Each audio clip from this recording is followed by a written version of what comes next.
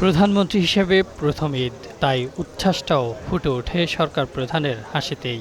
স্ত্রী ডাক্তার জুবাইদুর রহমান ও মেয়ে ব্যারিস্টার জাইমা রহমানকে সঙ্গে নিয়ে রাষ্ট্রীয় অতিথি ভবন যমুনায় তারেক রহমান।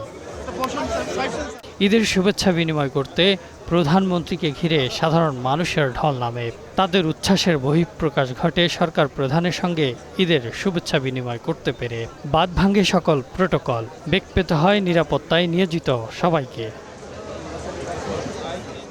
বিভিন্ন ধর্ম, বর্ণ, শ্রেণী পেশার মানুষের সঙ্গে ঈদ উল ফিতরের শুভেচ্ছা বিনিময় করেন প্রধানমন্ত্রী তারেক রহমান। বিএনপি ও এর অঙ্গ সহযোগী সংগঠনের নেতাকর্মীরাও ছিলেন এ আয়োজনে। ঈদ শুভেচ্ছা বিনিময় করেন বিভিন্ন দেশের কূটনীতিকরাও। পরে গণমাধ্যমে কথা বলেন সরকার প্রধান। বহু বছর পর দেশের মানুষের সঙ্গে ঈদ করতে পেরে মহান সৃষ্টিকর্তার কাছে শুকরিয়া আদায় করেন তারেক রহমান। পবিত্র ঈদ উল ফিতরের ঈদ শুভেচ্ছা জানাচ্ছি। ঈদ মোবারক।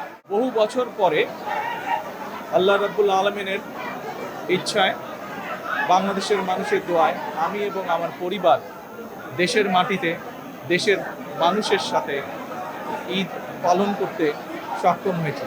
তার জন্য আমি প্রথমেই আল্লাহ রাব্বুল আলামিন দরবারে শুকরিয়া আদায় করছি। দল মত নির্বিশেষে সবাইকে নিয়ে প্রত্যাশিত বাংলাদেশ গড়ে তোলার প্রত্যয় ব্যক্ত করেন প্রধানমন্ত্রী।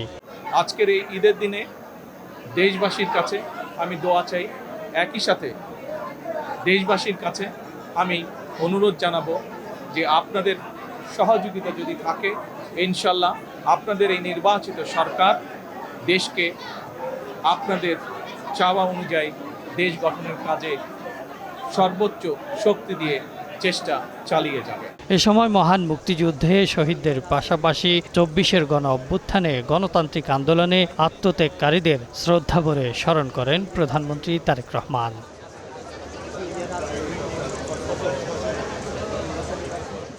দীর্ঘ ১৭ বছর পর দেশে ফিরে সাধারণ মানুষের ভোটে নির্বাচিত হয়েছেন দেশের প্রধানমন্ত্রী।